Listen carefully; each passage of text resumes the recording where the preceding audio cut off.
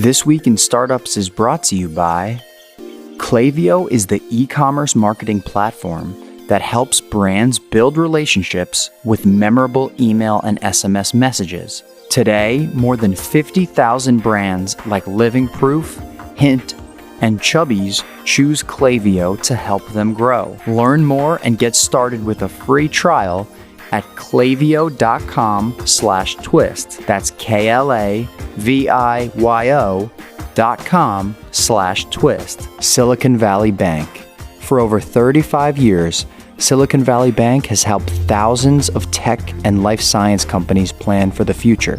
Learn more at svb.com/next. Silicon Valley Bank, built for what's next. And Odoo is a fully customizable and fully integrated suite of software that lets you build and scale your stack as you build and scale your business. Your first app is free forever, and right now Odoo is offering $1,000 off your first implementation pack at odoo.com/twist. That's odoo.com/twist.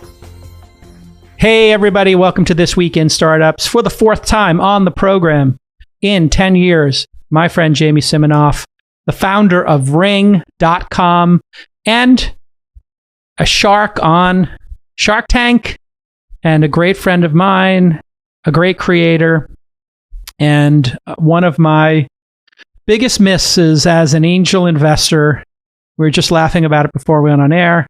If you want to see Jamie's prior appearances, episode 90 in October of 2010, he was in the first 100 episodes. Episode 277 in 2012, episode 700 in 2017, and back again for his fourth appearance. Jamie Siminoff, how you doing, brother? I'm doing great. Thanks for having me back on for the fourth time. Fourth time. You're almost in the 5 guest club. That's when we send you a blazer. You get a blazer, and it just has the twist bulldog. The green jacket? You get the green jacket, absolutely. We're going to make them. It's definitely going to happen now that we're in our 11th year of the show. You remember the show back in when I started it. Totally. I think you used to have people at the Mahalo when you were doing it there. Yes, we would have people at the Mahalo office, and it was kind of like, sometimes I do it on Friday nights. People come by for a drink and hang out, and you were on those early shows. And people don't remember your early days as an entrepreneur, but I was always super impressed but how you understood consumers' behavior. One of the things you created was phone tag, correct? Yep. And this was a brilliant service. You would let somebody forward their messages, voicemails, to Manila or the Philippines or somewhere, where somebody would transcribe it, send it back to you with an MP3 in your email. Greatest service ever. Is that service still running and people still using it? It literally just sold again to a company called Umail, which was just crazy to see that happen. And now that's built into every phone, I believe, right? People transcribe them and use AI to do it. Back then, AI didn't work, so you did that. Then you did something called unsubscribe.com, which was a Chrome extension where you would press any button and you would get that person unsubscribed from spam email or any newsletter. And that too had some level of automation. Explain how that service worked, and you sold that one as well, right? So best product, worst business ever. And it was just basically getting rid of everything that the hard sort of spam bots were not able to get. So the gray mail, the newsletters, and you just would hit a button, unsubscribe, and then we would go through and crawl and figure out where the links were and where to put in your email address and make it automatic. It was amazing because it's still 50% of email is gray. So if you look at the amount of time people spend on it, it's still a huge problem. It was just one that no one wanted to pay for. And so, that was that. So that's a big lesson, isn't it? You can find something that's a pain point in your life. You can build the perfect solution to it. But if people won't pay for it, it's not going to work. Yeah. And then and on that one, I played out sort of, at least for what I could figure out, every single, every avenue it could go down. And the only way I could figure out how to make money was to do the wrong thing, which would be to try to figure out how to, in essence, get people back in to pay to come back in to your mailbox. And so to kind of go the other way. And I just said, you know what? It's like, and that's where I kind of started my missionary sort of business career of saying, you know what, I'd rather lose than do the wrong thing. That's interesting. You are the opposite of some entrepreneurs who are in hot water with the government right now with antitrust, because sometimes you get to that juncture and you just decide, you know what, F it, I'm just going to take all this user data and I'm going to sell it to somebody like Facebook did or other folks. And then the next thing, I remember you and I went for a hamburger. And you were in your creative phase, and I was just starting as an angel investor. I had Sequoia's little checkbook, writing my little 25, 50K checks. And you pitched me on the worst idea, I think top 10 worst ideas I've ever been pitched on. And explain what you pitched me on over hamburgers, because you took it out of your bag. That was the pop charger, correct? That was the pop charger, correct. Yeah. The intersection of charging and design. Yeah. Give me that pitch.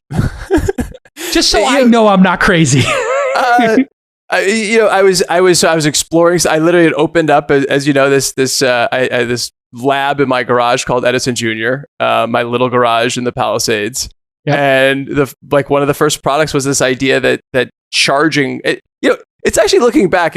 I still think you were wrong, because it was, charging, like our mobile phones were dying faster and were more valuable to us. And so I was trying to build sort of these mobile charging stations and sort of portable charging, point of power, POP. I thought that was very creative.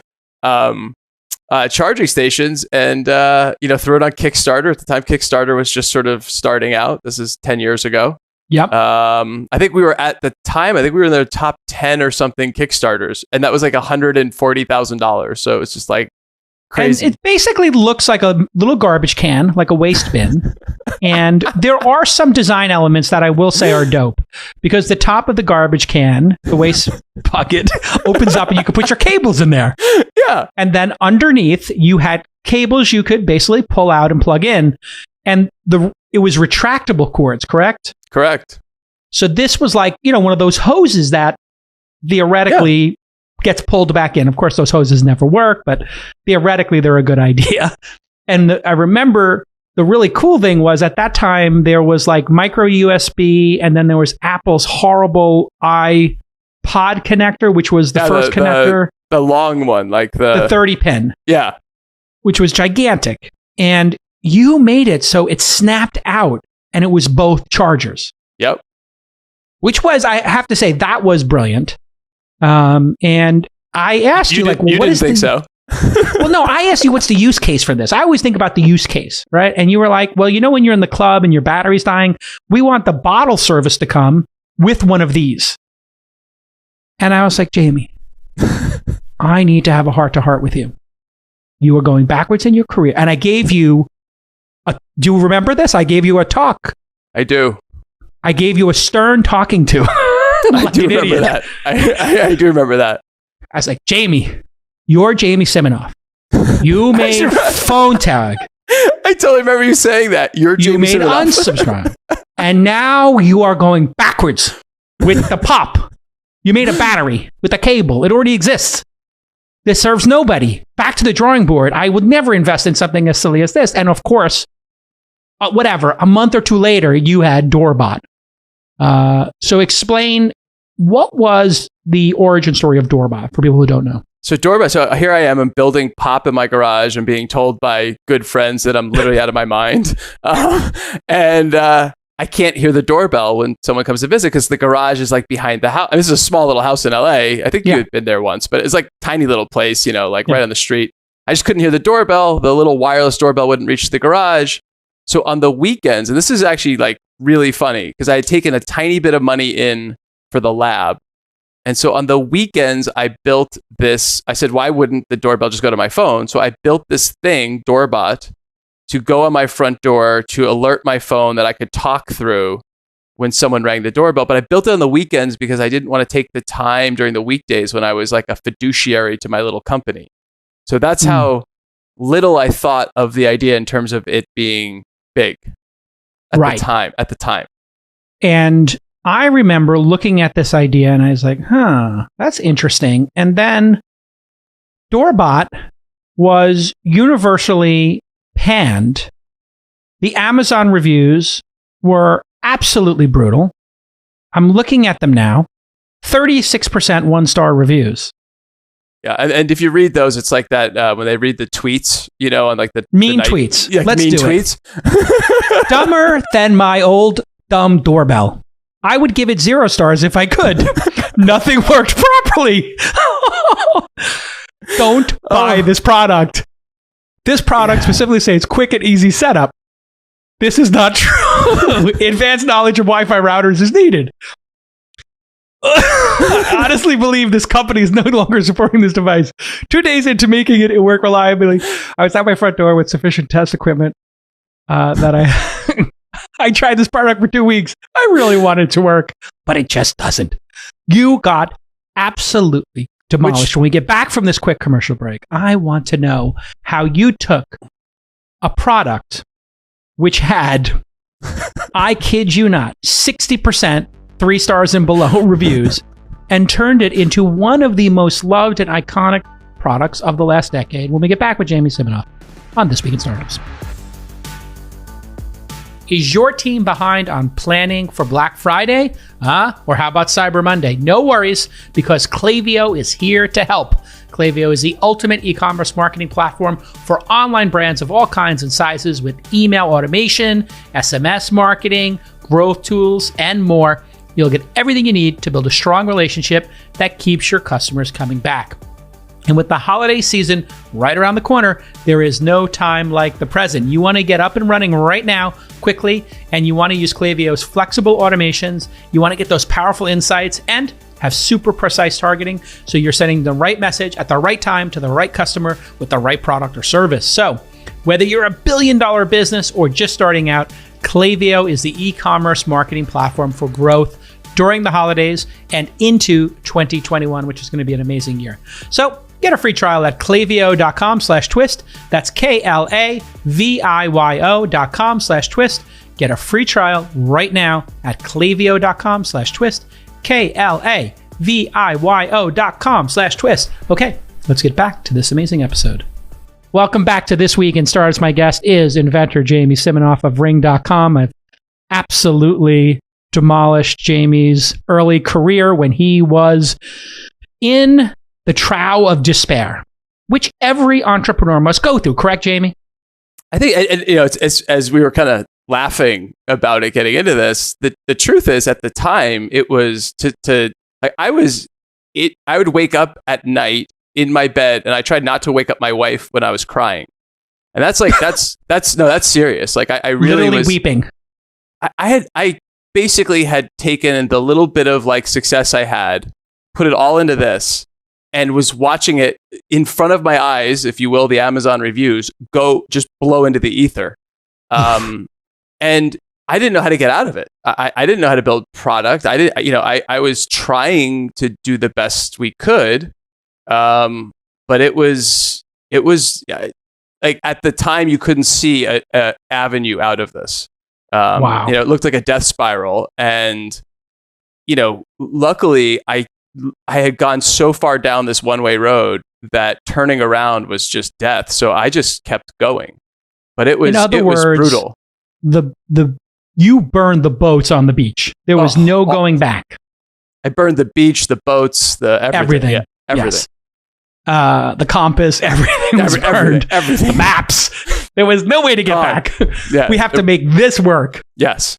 And in a way, was that freeing in that you knew what direction to go, or were you still absolutely anxious and, had your toes over the cliff? I think the problem is in hardware is it's so capital intensive that to say you're scared looking at the future of like what you meet with someone and they're like, oh, what you have to do is hire 500 engineers and rebuild this. And you're like, we're broke at the time. And it's like, and yeah, I'm going to now go raise money on what you're seeing. Like the dashboard is public basically of the company. Yes. And I'm going to go to an investor and say, hey, put in $5 million. Look at what I've done. And it's like, okay. So it was scary. I mean, it really was. So did you try to raise money and go to people and say, look at and they would pull up these reviews? And how do you get over that objection? So I got super lucky. Again, I would say I was working hard, but I also got lucky. We got on Shark Tank.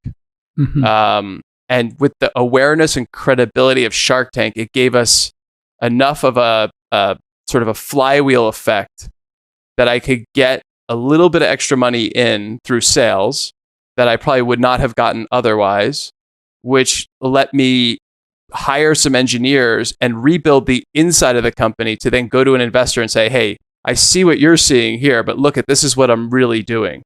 Wow. Yeah. And I brought it to True Ventures, and they, like, I think they were so skeptical they had to invest. Like it was like wow. Such an insane story that it was almost like, let's just see what happens. Do you attribute the fact that you were unwilling to give up to what made you attractive to them as an investor? I think definitely, like, yes. I think coming in, like, I should have already shut it down and been pitching them on my next thing. And I think they were impressed that I was like, and I was totally open about it and humble. I was like, here's what I've did, here's what I learned, and this is where we're going. And what got them, though, was the mission. Because my mission from day one with this, which what got me excited about the product, was that I thought it could be a new way of deterring crime in neighborhoods that had never been done before. So I really did see early on this, like, once I had built it on the door and sort of got there, and it was my wife was kind of the one who said, yeah, this makes me feel like we have gates, and when people come to the house, they'll now think we're home, even if we're not. And so that's what had me excited. And so when I pitched True, I said, this is a way to make neighborhoods safer and a way to build home security and neighborhood security in a different way. And that was the hook. I mean, that was the... So you basically took these really hard-earned lessons, but when you opened the aperture up and said, hey, listen, I know that the product got mixed reviews, and let's be fair, it wasn't all bad reviews, and everybody saw the potential. I mean, one of the things you get from those reviews is disappointment because they really wanted this to work. And so that's very powerful. That's almost like, I wanted to love this movie, or I wanted to love this restaurant, but they sat us late or something. It's not like the killer where I don't want this product. It's, I really do want this to exist. I'm rooting for it. And you're right. It's actually very interesting. There's a lot of hardware companies that launched that had 5-star review products but in the review, it said, like, I got it working. The product's great. I'm not that interested anymore. It was like, and it was almost a false positive. Then people would invest and put all these, like there's a lot of companies that looked a lot better than we did in this sort of time frame of hardware being funded, that looked a lot better, got a lot more money than we did, where I would look at them and say, wow, man, if I could have raised $10 million, what could I have done with that? Yeah. And they all just just right into the ground. There was one that was like the XOX or something that was like a camera you would attach to your iPhone that would make it a better camera. And they had raised tens of millions and, just tons of dashboard cameras, all kinds of interesting ideas that people just, you're right. They got them working. They loved them in concept, but they didn't actually use them. And this was something that was a really acute need for people, and opening up to a bigger mission made people more attracted to it. Yeah. And I'd also say, because of the people who listen to your show, I'd add this, because I think it is interesting, is that when a product comes out and it's perfect right off the bat, it's actually typically been, if you look, and I think you can see the data on this, a bad sign for the company, because it means that what you're doing is not innovative enough and is too easy. And it's almost like having again, like you said, like, it worked for some people. It wasn't like Doorbot wasn't like a total dud, but it didn't do the promise that people wanted it to do. But part of that was because it was so hard to do. And so it took us longer to figure that out. It took us iterations of learning on that, which built that internal sort of, like, in the company, it built that muscle, which then made us, stronger, and obviously into a, long-term into a successful outcome. Yeah. If it's too easy, it's not ambitious enough, I guess, is a way to say it. And this was so ambitious, and providing neighborhood security and this network of security was such a big, heady mission. And you immediately saw payoff where people started to have, package at the same time. Amazon packages were getting stolen as like a reoccurring occurrence. And you decided to let people share those and build advertising around them, correct? Not advertising, but we definitely built the social media. The way for people to connect in their neighborhood, to share that information, to be safer, to talk about what's happening. And so, yeah, we built definitely a very different, it's interesting even today when people say, who's your competitor? The truth is that there really is only one Ring. The way that we present the product, because we're so missionary, I think is different than, we're not selling product, we're selling a experience around neighborhood security. Yeah. But it was really interesting, I think, as a viral component at the time, because social media was getting its legs under it, and these videos of people, being able to prove, hey, look, somebody actually took that package. I can actually prove that happened, and then magically, if there was crime in a neighborhood, somebody's doorbell could be a key piece of information of a getaway car or something like that. What's an example? What was the first example where you realized, oh my God, we could solve a crime that had occurred? So we had the mission. We were very quiet about the mission externally early on, because we thought that we could lose trust with our customers if we overpromised. And so internally, like if you came to work for Ring, I'd say, here's the mission, here's this. And it was this guy, Greg Garfield, who was in Tarzana, which, as you know from living in LA, is just north of where we were in LA. And someone came to his door, knocked on it. He saw them on the doorbell. They broke the door down while he's like looking at it. He's like, oh, like, holy cow. I think probably more than that even. Yeah. And calls 911. Cops come, get this guy. He has a gun on him, the whole thing. Wow. And we take this burglar off the streets with a gun, and it was just an unbelievable, like, that was like our first like true, like, we saw the like from total thing, like this person who had a gun was off the streets because of our product. It was no longer theoretical.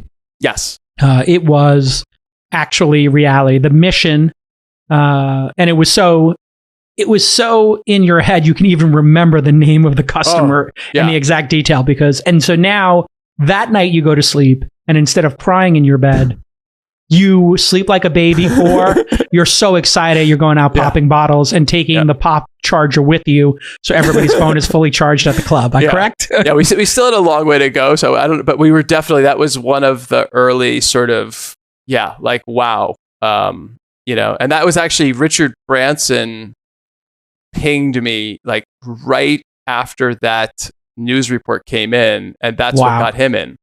Wow. All right. When we get back from this quick commercial break, I want to talk about actually all these new products you've come up with, and this suite of products, because I saw you launch something that I think is peak Jamie Siminoff. I think it might be the greatest product of your career. I mean that in a good way. Good. That's why I said peak Jamie Siminoff. You at your best.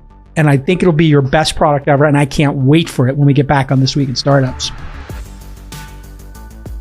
This Week in Startups is brought to you by Silicon Valley Bank. What's next? What if? Are we ready? Now what? These are the questions that can keep founders up at night, and no one understands this quite like Silicon Valley Bank. For over 35 years, Silicon Valley Bank has helped thousands of high-growth companies by providing scalable financial solutions along with insights and expertise that many banks just can't. From healthcare to hardware, software to infrastructure, Silicon Valley Bank works with companies across the innovation landscape at all stages of the journey, anticipating their needs before they do. And by providing access to insights and in-depth reports, SVB can help you make more informed decisions and assist in turning your great idea into a great business, which could be why 50% of US-based venture-backed tech and life science companies bank with SVB. Will your business be next? Learn more at svb.com/next. Silicon Valley Bank, built for what's next. Hey, my good friend Jamie Siminoff is with us, and we're chopping it up, talking about the old days in LA. And what an amazing journey he's had with Ring. If you don't have a Ring product, there is a complete line of amazing products at ring.com. You should go check them out. And you released a new product that to me is, as I said, Peak Jamie. I think it's going to be your best-selling product ever. It is an in-home drone that'll do what I've always dreamed of, which is, I believe this is what it's going to do. When I'm not home, I don't want to have cameras all over my house on the inside. That's weird. But when I'm not home, I do want to be able to fly, I think they call it a sortie. Is that what they call it in the business? Where the plane just flies over an area and just checks everything out. I want to fly that mission, check every room, and have it land again, just so if I'm out or I'm out of town, whatever it is, the drone can fly and tell me there's nobody in the house or this is where fondue is, and I get a little picture of my dog. Explain this product and how close it is to reality, because I've been waiting for this a long time, and I was actually pitched on 2 or 3 companies, one doing it outside of the house, one was doing it inside of the house. Nobody's ever seemed to get this right and get a product to market that I know of. Explain the product. What's the name? How much will it cost? When can we get it? So, I mean, you explained it the best, because I think products should come from a user need, not the technology. And so we call it the Ring Always Home Cam. It is a drone, but we're kind of, to me, the drone and the tech and all of that stuff should be something the customer doesn't ever think about. It should be exactly what you said, which is, I also don't want to have indoor cameras all over my home. But if something happens in my home and I'm not there, then I want to literally have every angle of every part of my home to be able to see it. And so what a drone lets you do is do that. So we have built a autonomous drone. It's not, you don't fly it like a RC car. You set it up, you preset it up. So you say like master bedroom, fly the house route. And so you set up the map and do all that stuff. And then when you're gone, you could always just hit a button. It'll go to the master bedroom or whatever, and you'll see what you want to see. It'll go back and land on its cradle. What's also really cool is it integrates to our alarm system. So if someone, if the front door blows open, it'll just automatically launch, go there, and then you can just go right into your phone and see and be like, oh, no, it's fine. It blew open, or someone came in, or yeah, exactly. Wow.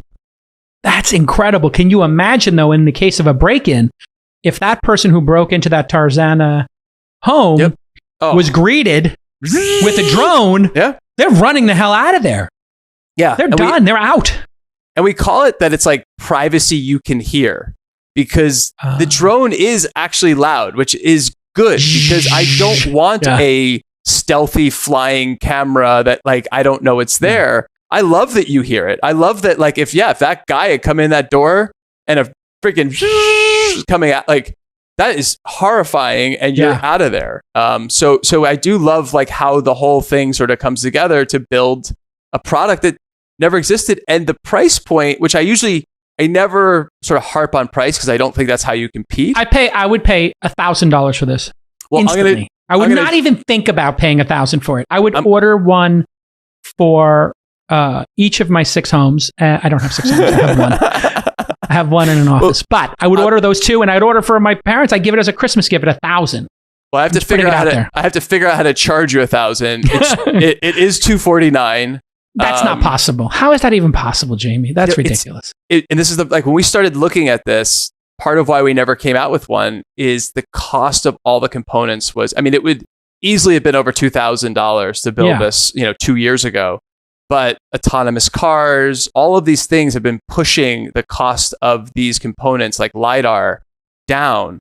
And so as they come down and come down and come down, and they get more volume in other places, it's allowed us to finally cross the barrier of where it's a consumer sort of product that you can buy. Now, LiDAR is a key piece of this. I saw the new iPhone 12 has LiDAR built into it. That to me is a little bit of a tell that Apple wants to get the price, as you're saying, of LiDAR down, because if 100 million or 250 million of these phones go and they put an order in for 100 million of those little LiDAR units, that's going to lower the price. So with this, is it like, I guess, some of the Google technology where you walk around with your smartphone and you build the model of your house, or is that built into the drone where I walk the drone around my house and it builds the floor plan, as it were? So that's exactly what you do. You basically walk around with it. It's building it. It's telling you, like, I don't have data here. Go back. You then go on and you sort of can build the map and show where your windows and doors are. You put where different things are. It's, you pre-build the whole sort of system, and then when you have, and then you pre-build the routes or the sorties, as you said, which I like that. But you just pre-build all the routes, and then you just have it. You just click on them and tell it where to go.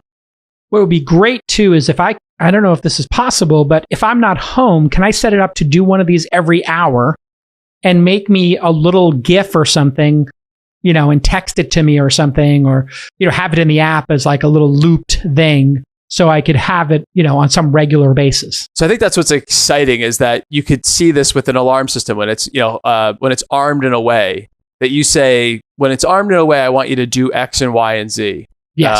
And yes, and stitch it together. And I think you've probably seen some of those 3D scans of homes and things like that. So you could sort of see how you could play that out. For now, we're going to walk before we run. There's a lot of technology here to sort of build, and we want to deliver on the sort of that first use case.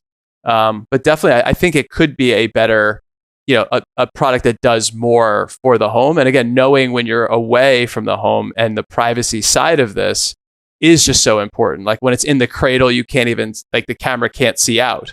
So it obscures the camera. So there's it is the uber privacy focused camera that then allows you to have these features in your home when you want them. And of course, that was like the ridiculous late stage journalism reaction to it. Was like, oh my God, privacy in the home. Now Amazon's going to know what's going on inside your house. And it was like, wait a second. I looked at it and I was like, that only comes out when I tell it to. It's only going to come out when I'm not home. And I think the camera's at the bottom of that stick on it. So this actually is less intrusive than having cameras inside your home. Yeah. But of course, everybody misses that because they don't even read or the product spec or watch the video. There was one tweet that went back and forth, and someone said to the person who wrote the first thing about privacy, said, well, here's all the features it actually has, but you probably already knew that. And the person who wrote the original tweet was like, yes, I did. I was just trying to be, it's like a jerk. But but it is interesting that is has become a thing, which is like salaciousness is like better than fact. And on this one, it is loud. It's like if this sneaks up on you, it can't. It's just like that's what I love. And that's what I love about it. I like that. I like that we built just a super privacy centric indoor camera. Does it have bright lights on it? So if it does go to a situation, it can put the lights on or blare an alarm or something. It has a light on it. And so so you have a light on it, camera. See that when the light goes off, that's going to be a big one for deterring people who might come to the house. So if somebody was outside the window and they're messing with the window, this thing comes by and puts the light on them. It's really cool. And then I guess the optional paintball gun is coming soon. The ability to shoot paintballs. Amazon legal, I think. I think they did not approve that one. So armaments on your drone. I'll have to. Yeah, I'll have to look back at that one. Actually, if you go on YouTube, there are a bunch of people in Russia who play with weaponry or whatever. You've probably seen some of these where they just put paintball guns and then sometimes real guns onto drones and they zoom them over and it's pretty compelling. Some of those big outdoor drones, they'll carry stuff. They can really carry stuff. Hey, when we get back from this quick and final break, I want to talk about the acquisition because I had Mark Suster, our mutual friend, on the pod. I believe, was he an investor? He was, yeah. He was an investor, big investor. And I asked him point blank, hey, if this company had existed today, would they have SPAC'd? And he said, I think that would have been a possibility. So I want to talk about the Amazon acquisition, how you made that difficult decision when you had such a great growing business to become part of the Amazon family. And if you regret it, and if you think you should be a standalone public company right now, would you have SPAC'd? When we get back on This Week in Startups. One of the toughest parts of building a company is choosing which tools and providers to use. You want to pick the best solution for each and every department to help your employees succeed because they all deserve the best and you want to make their lives easy. But there are so many functions in a startup and each space has endless vendor sales tools, email marketing, accounting, HR and payroll, project management, customer support, point of sale, e-commerce. It goes on and on and on and on. Eventually, you end up with a Frankenstack of tools that cost a lot and don't integrate properly with each other. Well, Odoo is here to change that. Odoo is a fully customizable and fully integrated suite of software that lets you build and scale your stack as you build and scale your startup. It's that simple. It's simple and modular, so you use what you need, and all their apps integrate perfectly with each other. Plus, it's open sourced, so you can spend your freshly raised capital on talent instead of expensive software. So here is the CTA, the old call to action. Your first app is free forever. And right now, Odoo is offering you $1,000 in credits on your first implementation pack. Think about that. $1,000 is one of the best offers in the history of the show. So I want you to go to odoo.com/twist. That's odoo.com/twist. odoo.com/twist. Go ahead and do it now. Sign up. Get that $1,000 credit before it goes away, because these things don't always last. And thank you to Odoo for supporting This Week in Startups. Let's get back to this amazing episode. Jamie Siminoff back for his fourth appearance. What a great guest. What a great entrepreneur and friend. So you heard the tease. Do you think if the company had existed in this era, it would have just SPAC'd? I think, I don't know if we would have SPAC'd. I think we would be public. And I think we'd actually be a great public company. Looking at other companies, what, revenue wise, what we're doing compared to them, I think we would be a very large public company right now and leading packed in the sort of tech space. Amazon doesn't of the newer ones, Amazon doesn't break out your revenue. They don't. Right. So that's why I'm being a little careful with how I talk about it. But I do think we would be it would be it's clearly hundreds of millions of dollars in revenue, obviously, because you were at tens of millions when you were a private company. So we'd be good. We'd be good. You'd be fine being SPAC'd. So how did the Amazon acquisition go down? Were you running a process and looking for a buyer? Were you out of money and desperate to sell? What was the situation? It was a up and down. We were raising around. We had a issue come up with an injunction on one of our products that prevented the round from completing 2 days before the wire. Going into Christmas, it kind of it was like a patent type thing, an IP type thing. Yeah, and it was a little thing, like the actual on the surface area of Ring, it was like a tiny little area, but the optics of it were just not good. And this, it was one of my best lessons is never have an investor come in who wasn't missionary as well. This was a total financial investor, and they just got immediately scared off, ran for the hills. Literally, we had done hundreds of thousands of dollars of consultants in, and the whole thing had finished the whole process. The wire was coming. Oh yeah, it was right at the end. Wow, so that is brutal. So going into the holidays in 2017, we have now the maximum amount of inventory out there. So we're in the worst cash position. We were having, over $100 million come in at the time. So, you didn't plan the way you planned was to have that money coming in, which was coming in. And when it didn't come in, we were then in a very bad cash position. And at the same time, Amazon was sort of talking to us about hey, maybe we'll do something. They actually also then said, hey, we're, until this is solved, we're out as well. So all of a sudden I went from either raising around or maybe even selling or whatever to just end of 2000, so this is November of 2017 is just and brutal. All that work to get to the top of the mountain. Yeah. And then somebody just knocks your legs out from under you and you start tumbling down the mountain again. Yeah. Right as you're about to summit. We weren't even tumbling. We were just free falling. It was like a cliff. That was a cliff. And so we ended up settling. I hope one of these, what do they call those, carabiners or whatever they are? Exactly. I hope one of those sticks, because they're popping off. Pop, pop, pop, pop, pop. Oh, yeah. Zip, zip, zip. And so it one did catch. We settled the thing. As soon as we settled it, Mark Suster came in with a check to back us. Nice. A big check, but for his size fund, a big check. I'll never forget him coming into my office.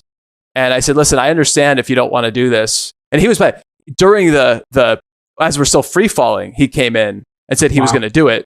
And I remember saying you don't have to do this, and he said, no, I still believe in it. And we're going to do this. And so that's like Holy one cow. carabiner catches, and then we settle the thing. Oof, now you got And then- 2. You're good. Now you're Yeah. swinging. Yeah. And then Amazon said, hey, like, let's talk again.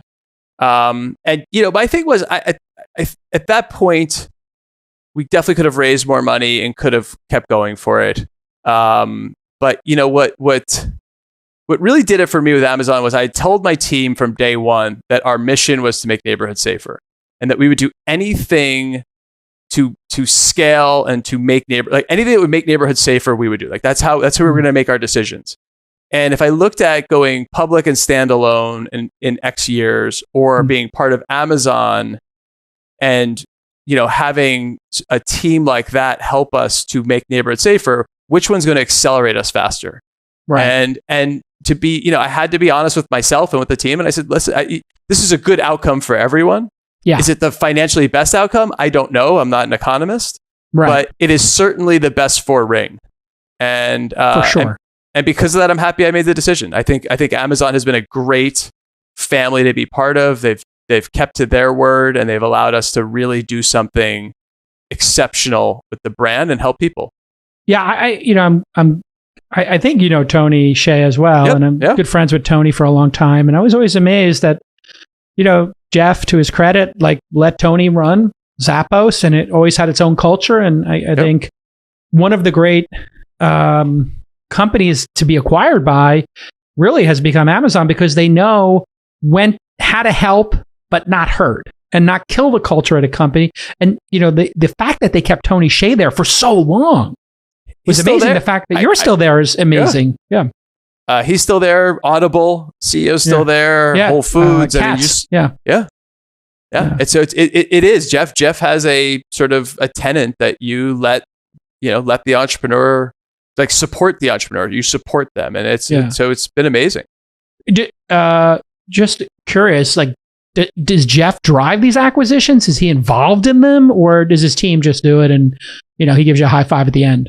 It depends on, like, obviously where they are. I mean, Jeff knew about this acquisition, but this was driven by my now boss, Dave Limp, who runs devices for Amazon. So it was in his group. And so Amazon's now sort of, AWS, sort of the commerce business, and then devices is kind of 3 of the bigger pieces. And at the scale Amazon's at now, I'm assuming the manufacture of your devices has changed completely. You must have learned a ton, or no? Was it on the same trajectory it always was? Because they were building those Kindles for close to 2 decades now. They've been building, their tablets and what's their device? Their Fire or something? What's the one that Fire they Stick? Fire Stick. I mean, they've been at this for a while. I mean, they even did their phone for a while. Yeah, no, they're big. They do a lot of consumer electronics. Yeah, Alexa, of course. Yeah. Yep. It's been interesting. I always say it feels like when my dad gave me a credit card and said, like, buy the things you need. Like, it's almost kind of like, I feel like Jeff gave me a credit card and said, here's the store. Like, you can choose what you want to get from it. But don't let the stuff fall off the shelf into your cart. So don't let us push things onto you. You decide. And so some stuff we've actually kept very Ring, like our marketing. We've kept it very much, because that's really shows who we are and the brand. And so that's really stayed in-house. And then other parts, like, manufacturing, certainly we've gotten a lot of benefit from, as you saw my early days of manufacturing, when you said, you're Jamie Siminoff, like, you got to stop doing this. Like, that's the early days, now where we are now. So, yeah. And you're doing a ton of marketing yourself. I see you in the commercials. I always get a kick out of that. What's that like to now be like micro famous? Or I don't know. Do people like see you on the street and just yell the word Ring, or what happens now? Actually, it's funny. The commercials did a little bit of that, but being on Shark Tank actually got, like, that really did, when I became a shark on Shark Tank, that was funny. People did I say, like, I was at a Lakers or Celtics game or something, or a Clippers game with my son, and this guy behind me goes, he like comes up and goes, "You're my favorite shark," and I was like, "Whoa, what's like, whoa!" Don't tell Cuban and Saka. Yeah, exactly. How many of those did you do? I only did 2. You did 2, yeah. So they brought you. That was kind of sweet of them to bring you back and do that. That was super cool. Yeah, I mean, and as you know, I mean, you knew me like early on. Yeah. Just being on Shark Tank for me was like winning the Olympics. I mean, that was totally. That was huge. And so to go back as like a shark was, that was like 10x. It's interesting, entrepreneurially, where until you have success, people can be very dismissive. And then you have success and people can be overly, whatever. I mean, just basically fair weather friends, right? I mean, you and I were coming up at the same time, trying to figure this stuff out. And then you get a couple of hits. And then all of a sudden, everybody thinks you're a genius. And you're like, but I was the same person yesterday. Yeah. And it's always been very interesting for me in my career when I've had, because I, had some big early wins with the magazines and became famous early on in New York and then lost everything, then up again, then down again. Talk about that and just what that's like as an entrepreneur when nobody wants to take the meeting, nobody takes you seriously, and then all of a sudden everybody wants the meeting and everybody wants to get a piece or get you to be an LP in the fund or fund their startup or mentor you and all that kind of stuff. I mean, I think the most important part of it is to remember, and I think you've done a great job of this, of like who you are, and that like it's like what you said, like people are people. Yeah. Like money actually is such a bad indicator of how smart they are, or how interesting they are. Even like go past smart, like just interesting. Yeah. And I think it's finding. I try to find interesting people, at all levels of their career. To sort of spend my time with, because that to me is like what is fun. And when you can fund then someone who really needs it, I love doing that. But certainly you're right. I think there is this, it's kind of like the stock market. It's like if your stock is up, you guys must be doing really well. And it turns out like not a great short-term indicator of how good someone is. It is certainly interesting. I always thought you were one of the most talented product people I ever met. And I always said that, like people say, who do you respect on a product base? I'd be like, this kid Alex too from $1 Million Homepage and Com, and Jamie Siminoff and Elon and Ev Williams and Jack. Like there's a group of people who just know how to build product. They have this like really good intuition about what the customer wants. And they have the ability to sort of will it into being. What have you learned on that note about your gift of identifying a problem and creating the solution? Because phone tag to me and unsubscribe are as brilliant as Ring. I saw in those like, wow, these are just such really great insights. What have you learned about channeling those insights into products? If you could explain it to somebody coming up in their career who's listening to the podcast, of how do you take your idea and manifest it in a product and know it's a great idea? So I think I called myself when I started Ring the chief inventor. And I think, so keeping that mindset of, I think there's too often we focus on the business, like we focus on trying to build a company. And when you focus as an inventor, you focus on solving problems. And I think companies exist to solve people's problems. Jeff says Amazon's the most customer-centric company in the world. And I think if you keep that focus, so I'd say maintaining customer focus and not getting sort of letting the company sort of become its own way of pulling you out of that is very important as you grow. Early on, I think also standing for something. I think mission is something I really learned matters because it helps focus your product. It helps focus your solution. It helps when you have a mission, customers want to be part of that. Employees want to be part of that. Investors want to be part of that. So you're like getting all these tailwinds in your direction by having a mission versus just saying, hey, I built this thing, buy it. I get 40% margin on it. And so I really do believe that like missionary versus mercenary is just such a better way to go, especially because most of the time we fail anyway. And so at least if you fail doing something good, it feels better than failing doing something that was literally just for, capital gain. Yeah, and when you say that, it brings me back to that moment you were like curled up in a ball trying to not wake your wife up from sobbing. And you're like, if you're going to cry in bed, it's a lot better to cry in bed about something you care deeply about and you're a missionary about than a mercenary thing. Like if you're crying in bed because you built something that's a widget that has no meaning to you, it's like, and the only success is like literally success. Like that's like, it's like if it doesn't make financial success, you lost. And with Ring, once Greg Garfield and I got that kid off the street with a gun, honestly, in some ways, like that was like I rang the bell. Like that was that was success for the company. Now doing it more and more was more success, but yeah, it's kind of as good as it gets when somebody has that kind of experience. For an entrepreneur, it closes the loop in a way, right? From that moment of inception to the moment of it actually getting there. I was actually with Elon when the rocket got to space and had dinner with him that night, the first time he got there. I was actually at dinner with him as well, and the one spiraled out of control, and it was like so close. I don't know if you remember, you invited me over to your house the night before my son was born. Yeah. It was me, you, Elon, and there was like maybe 2 other people. You were playing poker. Ah, yeah. I remember that. Yes. We were all hanging out. And he had just met with the U.S. government to try to get the big contract. Yeah. And if he didn't get it, I'm pretty sure he would have been like... Yeah, I think he said that was like it. Gone. Yeah. And so that was, Yeah, I mean, it's really interesting how tenuous these companies are. Like that one carabiner saves you. Yeah. Or, 2, all of a sudden when 2 of those break, people forget how much speed, right? Like the velocity becomes, I'm not a math genius either, but I think it starts to become exponential. Like the chances of the next one holding up gets worse and worse. The more force is going down. And what's also interesting from the other side is being the carabiner for someone is not only a nice thing, it's like not only a good thing to help save someone, but how profitable it can be. Like Mark Suster, I believe, made more return on that investment in terms of the speed at which he returned it, right, and the amount than ever in his history of his fund. So he did a good thing. He literally saved my life, and he also got a very nice return for it. So I think that's fantastic as well. Hey, as we're getting towards the end of the hour, and I know you've been very gracious with your time.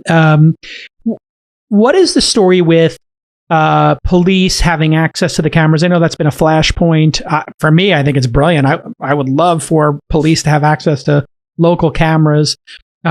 In London and England, CCTV has really helped make it a much safer place. In San Francisco, we preemptively banned AI for cameras, and we're kind of anti-camera in a city that's overrun with crime. I think it's completely hypocritical. If anybody's kid, God forbid, was kidnapped, they would be begging for there to be a camera network out there. And I'm fine with there being some level of cameras out there to help protect people. And obviously, privacy could be compromised, but I'm kind of okay with a little bit of that risk in order to make the world a much safer place. So explain to people what the network of cameras and that sort of system, the vision for it, and then where you're at in terms of executing on it.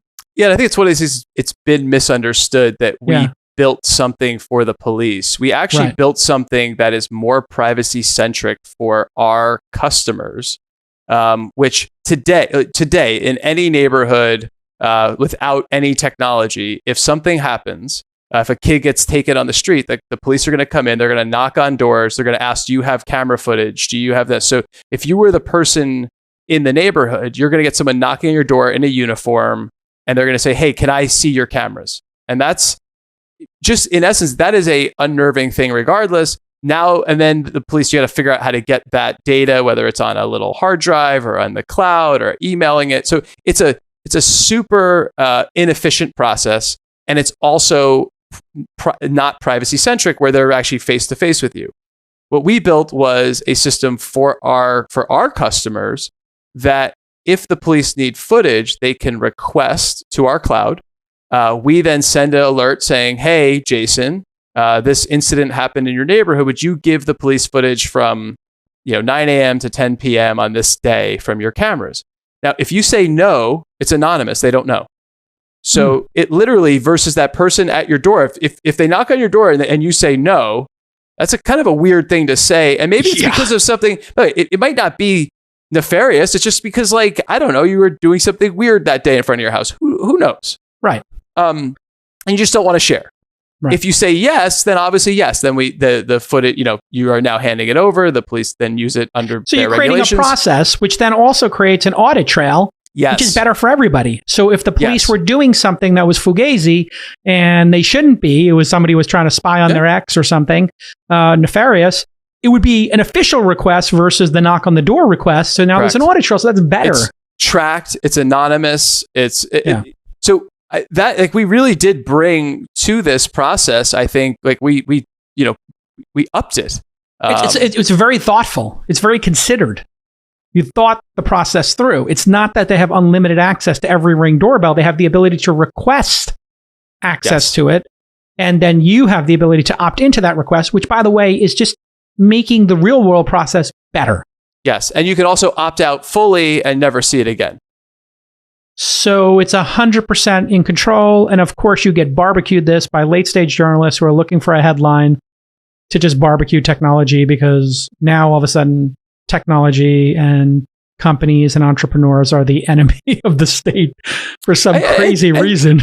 It's so weird, isn't it? Like 10 years ago, everybody loved technology and companies and innovation. And now it's like this weird moment where everybody is a socialist, communist, hates it. And and I guess a vocal minority. I think some scrutiny is good, or I should say I think scrutiny is good. Yeah. But I do think facts should win. That would be nice. Yeah. So that to me, that's the thing. Like I'm fine with being grilled on anything that we do. We are a large company. We do, we're doing a lot of things in neighborhoods, and I think there's nothing wrong with the press or someone else giving us scrutiny. I do think that the facts should win, and on this one, I do believe that what we're doing is really good for our customers, our neighbors, and privacy in general. Yeah, it's an absolutely no-brainer to do this to make your neighborhood safer. I don't understand why people would not want to have a more efficient way to just deliver that information and have that audit trail. Now, how do you feel about facial recognition? Because that seems to be another flashpoint where people are like, I don't know if I want to be identified. And obviously, in some countries, the government has CCTV cameras and they can track people. What do you think the right approach to that is? So we have not launched facial recognition as a company to our customers. We would not sell it to police or sort of organizations like that. And our position on it is, as with any feature, is until it's something that really brings value to our customers, we're not going to launch it. So I always look at like the Always Home Cam with the drone. I saw that for a long time that I could build something, but until the price point hit the right thing, until I could build the right features on it, and thought that it was really a true product that people could use and get benefit from, we're just not going to put it out there. Yeah, I think that's pretty thoughtful. It would be nice. And I think some other camera companies allow you to know this person's home, so you can identify specific people if you want to program it. But it's not like it's hitting some database of all faces in the world. Yep. So what about that? If I just wanted to know, oh, hey, this daughter's home, or this person's in front of the camera, and I program it on my side, is that a bridge too far, or is that seems to me to be my choice of which faces I think it's definitely it's an interesting new area, and like you said, there are some camera companies that are doing it. We're still watching it. We want to make sure that whatever we do is thoughtful and good for our customers. Yeah, it's to me, in a city, it's a no-brainer. I think the way it should work in a city is it should be like when you subpoena phone records, where you go in front of a judge and say, hey, there is this corpus of video cameras over the last 10 days in the city. City of San Francisco, city of LA, wherever it is, London. We have an abducted child. We would like to search for this child's face for this purpose over this number of days. So we're not searching for your ex-wife for the last year to try to find out who she's dating so you can stalk her, or some crazy police officer who's gone rogue. It's like this specific instance, it goes to a judge, the police captain brings it, the beat cops then get the results, and it's for a limited time frame. That would be such a no-brainer and make everybody super safe, which I think they have at all the tunnels. It's one of the ways they catch criminals now, is every time they go through an easy pass or something, they can catch them with that. Yeah, I think thoughtful regulation around any of these things is good. Like that's what sort of the role of government can play, and I actually look at that as exactly what you're saying, which is like bring thoughtful like legislation to the forefront, and then let's use that. Do you guys have your own like alarm company to then go dispatch the police now? Is that all built in now? We do, yeah. So we have the Ring alarm, $10 a month with professional monitoring. So we sort of broke the sound barrier of that whole sort of thing. Yeah. No contracts. So that whole ADT thing that I was paying $150 a month for and getting barbecued. It's crazy. Yeah, we can You bring it down to $120 a year instead of $10 a month. Yeah. And that's become a popular option, I take it. People are starting to do that. That's been a great product for us. And it's a good ecosystem product because also knowing the status of the home is important to set your cameras of how you want them to give you motion detection of an always home, camera like the drone. If you're in this alarmed away mode, it can do things based on knowing that. So that's really what I love about the alarm is knowing the status of the home of what you decided, not just what some sensor decided, but what you've stated, like you've said, the status is I'm away and it's armed. That makes total sense. What hardware are you looking at? Like we talked about LiDAR lowering costs. Are there other things that are coming down the pipe that you look at hardware and say, that's sort of interesting? AR maybe? Yeah, I'd say from a hardware side, I think LiDAR is probably one of the most interesting. And like you said, you just see it get in the iPhone now, which I'm really looking for. Like, are they actually going to make it so when you're walking down the street, is it going to warn you when you're about to hit something? I think I do wonder if that's I think that I haven't heard anyone talk about that, but it's people actually do run into stuff. Like it's a real thing. They walk into the street and get hit by cars. I mean, sadly, So I wouldn't be surprised if they build some sort of almost like a self-driving system. Slam on the brake system. Yeah, it just vibrates like you're about to bump into somebody at the airport when you're looking at your black mirror. Yeah, exactly. I wonder how far that LiDAR goes too, because my understanding LiDAR on cars is still massively expensive. Yep. And I'm assuming that's because it goes 100 or 200 yards or something. Yeah, I wonder what the field is of this. So it's field of view, accuracy. So all those things come into play with these like LiDAR, radar, all these systems. I think theirs is 7 feet. And again, the accuracy doesn't have to be within, some of it's like millimeter wave. And so it's like literally within like a millimeter. Autonomous cars obviously have to do also, they're going much faster. So you have to like if you're doing 70, 80 miles an hour, think about how far you have to throw it to just make sure that you're getting ahead of where the car would know then to stop or not stop. So there's interesting stuff, but that's what's driving down the cost in our area of a few like a single digit mile per hour drone does not need to throw the LiDAR, thousands of feet, or a phone doesn't need to throw it that far, that fast. So Apple's going to come out with AR glasses at some point. It seems inevitable. What do you think the world will look like post AR glasses? Are you excited about that? Do you think that, becomes the next major platform and sort of retires the phone or de-emphasizes the phone? I really still don't think that the wearing glasses thing happens. I mean, we saw it with 3D TVs and it was a huge thing and no. We saw it with Google Glass and it was like, no. And then I just don't think, I think the phone, I wouldn't be surprised if in 30 or 40 years, we still have something like that in our pocket. Just because of the size and the efficiency of the problem is anything else like on your wrist or like just the size of it is a physical limitation. Glasses are, I don't know. I just don't see everyone walking around with glasses on their face. I just don't, but what do I know? I mean, I didn't invest in Uber and you did. So I mean, I didn't invest in Doorbot. Yeah. And it cost me $25 million. Yeah, I'm so screwed. Yeah. I mean, you were raising at what valuation was that probably when we were talking? Probably 5. Oh, God, it's so painful. You sold for 1.5. Yeah, it's a couple. Yeah, it's a little bit above that. Yeah. That's stinging right now. Luckily, I invested in Calm at 5. Oof. So, are you angel investing now? Once in a while, you put a little bet out there. I don't really get a lot. I don't like. You love like you've like made like that's like a thing. I don't really love the angel investing. I like when I do like a very specific targeted thing. I did that Moink meat thing on it's like a meat box called Moink on Shark Tank. Oh, what is it? It's a ethically farmed, like sort of like natural meats, MOINK. and it's like a box that comes to you, kind of like a butcher box, Got it. but like higher end meats at lower prices.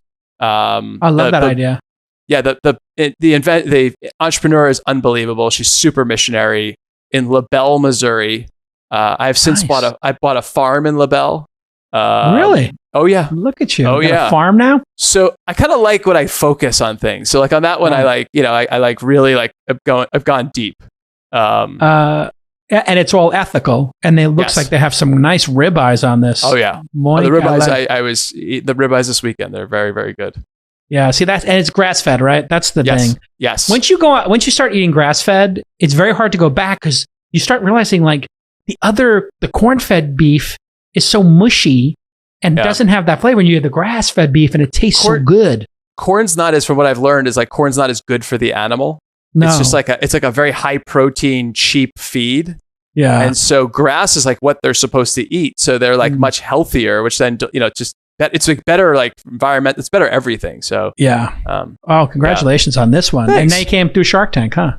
It did. It came through Shark Tank. So I've done like a couple, but like very, very select and stuff that I can like really focus. Mark told me like when it's on Shark Tank, a lot of those deals don't actually close because you have to go then do diligence on them. So what happens after you make the commitment there? Is there like a retrade that goes on or diligence? What happens after the show when you actually have to consummate it? Just up to you to call them and try to close it? It's just, I mean, they obviously want you in good faith to be, when you're up there, you're not supposed to be saying like, but as you know, with investing, the due diligence is 90% of like you meet someone for an hour, great. But like, you got to check everything out. And so, like Mark said, I mean, not every deal goes through. This one, I mean, I said I'll do 400,000 on the show. I ended up doing 500,000. For what? How much? What percent was it for? 20%? 20 something. Yeah. I think it's going to be a good investment for you. That's a great valuation. There's upside still there. Yeah, it's grown a lot. But it's a nice. I like the mission. Like it's like it's like the meat business. I mean, there's a lot of like factory farming and stuff that's just not good for farmers. And so like it's bringing, buying from small family farms is important. So I love like when you're doing something that you can feel good about. It is a pretty, I mean, when I look at the calm.com investment, it makes me feel so good that, as Alex told me, like they met with, I don't know, 50, 60, 70 VCs. They all said no. And I got to be the Mark Suster in this situation where I was the carabiner that held. And I was like, fuck it. Like, I think this is going to work. My guy, Sam Harris, was like, this is, meditation's a big deal. Like, you should do this. And I was like, okay, no problem. We'll put in $378,000 out of $5 million valuation, see what happens. That's it. But that's the amazing thing. If you look back, everyone always thinks that like the ones that made it knew and the ones that didn't. And it's like kind of in some ways it's the opposite, as you've seen. Like there's so many, like I always laugh when investors are like, oh, I can't get into good deals because it's too hard. I'm like, well, go fund all the people that have great deals that can't even like get to Silicon Valley. Like there's so many great companies and entrepreneurs that can't get any sort of oxygen. Yeah, and it is really amazing. You really don't know. If you told me that the two most successful investments would be a meditation app and a cab dispatch company, it's like, I'd be like, didn't see that coming. It's very, very, very random.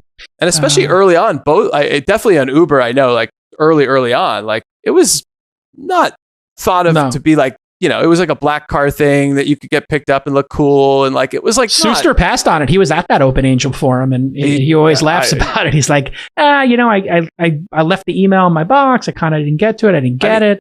And that's always with you. I always tell folks the story of missing that investment. And I was like, I thought Jamie was brilliant. This pop thing was so ridiculous. And then I kind of didn't bet, but I had watched him do unsubscribe and phone tag, two products I paid for and loved, and I should have just bet the jockey. Like, you believe in a person, just give them money and don't overthink it. And that is my big mistake with you. But at least I get to be friends with you and build that friendship over the years. And that's more valuable. Well, thank you. Yeah. All right. Listen, continued success, my friend. Thanks for doing it. I hope you got Amazon stock. Did you get stock or cash in this deal? A little bit of stock? I'm so good. I'm all good. If you got that stock, you're real good. When you sold to Amazon, I think it was probably at... It was like 1,400. Oh, 1,400. Okay. So it's only like It's pretty amazing when you think about what happened with this pandemic. It's been such an accelerant to all these people who had never ordered food online, who had never used Instacart or Amazon or Uber Eats, Postmates. It has true. I mean, obviously lots of bad things from this thing and a lot of hardship, but yeah, it is incredible some of the shifts that have happened that might be 20, 30 year, like what it would have taken 30 years to shift and just have happened like literally almost within a flash. Yeah. I was talking to somebody and I always been asking people like, what do you think? And I've been getting asked like, what do you think's been compressed? And somebody said to me, telemedicine was the number one thing. And I didn't even think about that. And I was like, you know what? That's the one, isn't it? Is there one that's better than that? I mean, that's definitely one. I think office space will be an interesting thing in the future. Yeah. I mean, there's just, and then there's always going to be the one that in 5 years was obvious, but no one saw. That was like, the one that really compressed that just we kind of didn't see, but yeah. Yeah, online ordering is an interesting one, obviously, cloud kitchens and that kind of stuff. Yep. The online education stuff, I think, is going to be a major one where people started learning how to educate from home. Obviously, people having studios at home and being able to do Zoom at home. That's another one. Telemedicine, distance medicine. But that one to me was super interesting. I'm trying to think of the other ones that you know what the other one is? People using Robinhood and trading stocks again, which we were lucky to be angel investors in Robinhood. Oh, wow. They're at 15 million members, I heard. I mean, I don't have inside information, but it literally moves the market. I mean, it's like it's literally that. I mean, it's that big. It's crazy. When it's young people making small bets, and that's really interesting on a societal basis because you have boomers who are just playing for their 401k and they don't really care about the environment as much or carbon. And then you have these young people who are like, I just want to buy whatever stocks are going to be good for the planet. I'll buy Tesla. Yeah, I'll buy Tesla. And like you actually have a generational war occurring in portfolios. It's bonkers. Yeah. They're like, I want to see a carbon, I want to see carbon go down. Therefore, I'm going to buy Uber stock. I'm going to buy Tesla stock. Yeah. It's pretty amazing. It's super amazing. Yeah. There's a lot of interesting stuff happening right now. It's definitely a dynamic time. And what do you think's gonna? Let's close on that. How do you think this all wraps up? What does your heart tell you about 2021? We get the vaccine and we get out of this, or do you think this is going to be a 2-year thing? I'm hopeful for. As I always say, I'm long world. So I'm hopeful that a vaccine comes. I'm also very hopeful that, and I think this is going to be more necessary than the vaccine, that there's better treatments, which we're seeing some of those sort of trickle in. Yeah. But if you had, again, if you could treat this like a common cold, if you could have some better medicine for it, then the vaccine becomes less important. Because I do worry about distributing vaccine to the entire globe in a few months, how hard that's going to be. And so, I think the treatments could be as important as the vaccine itself. So that's what I hope. But yeah, I'm hoping by next summer that we're all back at it. Yeah. Go to a basketball game again. Oh, it'd be dope. I love NBA. To see courtside finals.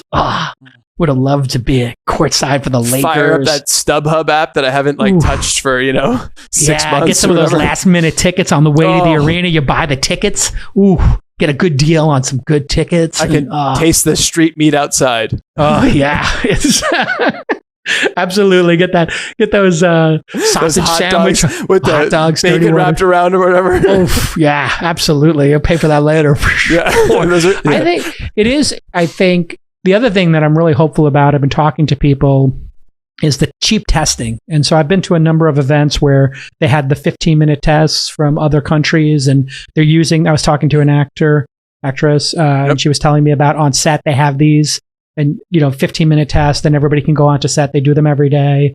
And then, that combined with treatments, all of a sudden we start isolating this thing.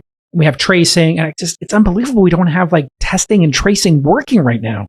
This is America. We could have rallied the whole country, all these entrepreneurs, and we never used that energy to get this testing up and running. We're only doing 1 million tests. And in Korea and in India, they have $2 to $10 testing strips that use a swab in your mouth. Anybody can do them. And people have them all over their house. And There's no more cases in Taiwan. Yeah, There's no more cases in Korea. Every post office, which is in every town in the U.S., should have been a testing facility, unlimited. It should have been, for the first 6 months, should have been free. You have to go at least once a week, and you find this thing, you contact trace it. We're done. We're pouring trillions of dollars into the economy when we could have just done that. Yeah. And testing was really a key. We should have said, anybody wants a free Starbucks, or any local business, go to a local business. We'll give you a $5 gift card, and we just give people a $5 Visa American Express card to use in a local business in their town if they get tested. Yep. So you get off the train, or you're walking around town when you park, at the Santa Monica place or whatever. They give you a test. You can go in, and here's your $5 gift card. Yeah. Free parking and a $5 gift card to use anywhere in Santa Monica place. Boom. Yeah. We're done. That's just failure of leadership and just execution, like when you look at the entrepreneurial space and how good entrepreneurs, this is why I wanted Bloomberg. Bloomy would have been so good. He's just such an executive, and he would have executed so well. I just want testing. Testing is just so obvious and easy. Like India and Korea and Taiwan, they all figured it out. The United States can't figure it out. We've got the greatest tech companies in the world. We got the most capital laying around. It should be done by now. It's so frustrating. I can't wait till we get this done. All right, listen, Jamie, I kept you for over an hour. I appreciate your time. I'm so happy with your success. Honestly, just, thank you. We've known each other for so long now. I am so happy for you because it was so obvious to me for so long that you were one of the most brilliant product people. I mean that sincerely. In the industry, and you just understand it. It's just so wonderful to see one of the good guys win and win big and really succeed in the mission. So just, friend to friend, congratulations again on all your success. And to you as well. All right, I'll talk to you soon, brother. Okay. Thanks. See you all next time on This Week in Startups. Bye-bye.